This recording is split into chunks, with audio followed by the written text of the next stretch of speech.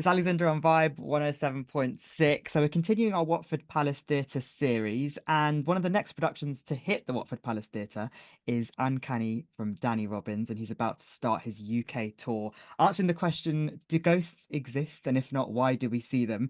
Danny, how are you?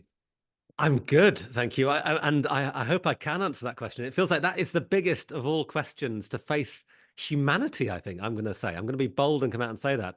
That idea of what happens to us when we die. It's what every religion ever found has tried to answer. It's, what we've been searching for millennia. So if I can do that at Watford Palace Theatre, I'll be very pleased indeed. Well, I'm sure Watford wants to know. So you call yourself on Instagram in your bio the UK's go-to ghost guy. Now, I'm not gonna lie, I'd be the first to jump away from investigating ghosts. So let's start from what got you interested in the paranormal and ghosts. It's a good question. I think I've been quite obsessed by this since I was a kid, actually. And I was that kid who used to like lounge around in the school library reading books about ghosts all the time. I was really intrigued by those old ghost photographs, that kind of thing. And I think it just kind of grew from there. And as I've got older, I've been more and more fascinated, I guess, by the idea of what happens to us when we die. I suppose it's inevitable as you get older. But I had a moment that was really kind of central to this for me, actually, which was in my early 20s when I was convinced I was dying. And I was totally sure I was having a heart attack. I was lying on the floor of my bathroom, just, hallucinating, seeing angels coming. It was horrible, terrifying. And it turned out it was a panic attack, actually. And it's something that maybe some people listening will have had themselves, and not life threatening but truly terrifying, and it made me very scared of death for a long time afterwards. And I just think ghosts are the antidote to death. That idea that we don't just stop and that we carry on, and it's a magical idea. I love it. And the funny thing about ghost stories is that they are frightening, and in Uncanny we tell frightening ghost stories and scare you and make you jump out your seat and all that sort of thing, but actually somewhere deep underneath all of this, it's comforting. It's the idea of there being more. So I think the nights we do on tour, on the Uncanny Live tour, are these, they're a real mixture between spooky, scary, all those kind of things, but also quite euphoric. We're getting people together and people tell us their ghost stories, and some of them are really powerful. So I love it. That sounds very interesting. I'm excited to come to the show next week, so I'm coming on Thursday. Oh, good. All right. But I'll be honest with you, I had a hard time convincing some of my friends to come as my plus one. So one of my best friends is coming with me. Because they are scared. They're scared, yeah. Oh, no. Okay. So she's absolutely terrified. She's petrified of coming. She said she's gonna have to hold my hand. What would you like to say to her, or anyone that's thinking, oh no, that's not for me? I would say it is.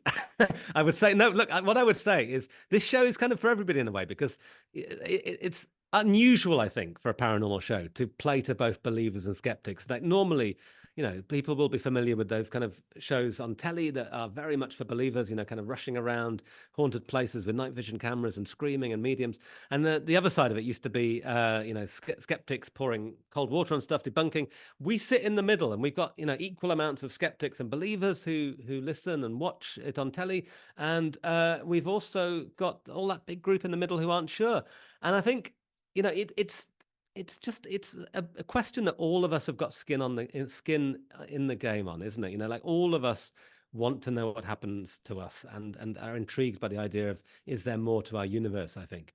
And I think that's the intriguing part of it. I mean, yes, it's quite scary, but it's not that scary. You'll cope, you'll be okay. Like my wife came to see it. She's the biggest scaredy cat of all. And She's what was her terrified. what was her review of it? She was okay. She survived. So tell your friend, if my wife, say if Danny's wife can survive and still be okay at the end of the show, so will you be. But I think, look, it's just this is the question that everybody in the world has an opinion on. You could go anywhere around the world and sit in a pub or sit in a cafe or in someone's house, whatever.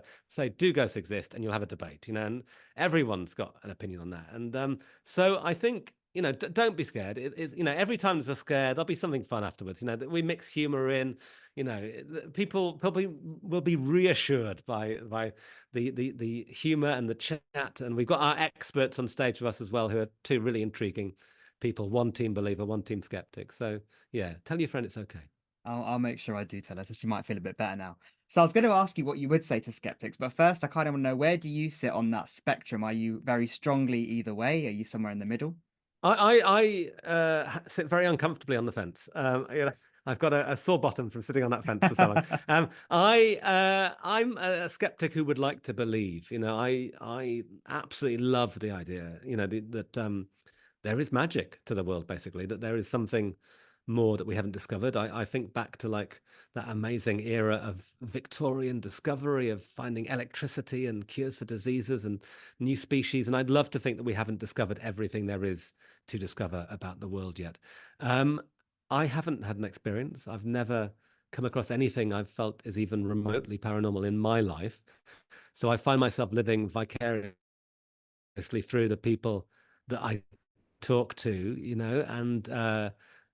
and I kind of think I would like to see something, but at the same time, I think be careful what you wish for, because the stories people tell me are quite freaky. I think, quite life-changing, actually. Once you've had something like this happen to you, you can't go back, really. You've seen a different glimpse of reality. So I don't quite know how I feel about it. I'm a bit of a coward, and I do wonder if I'd be up to seeing a ghost.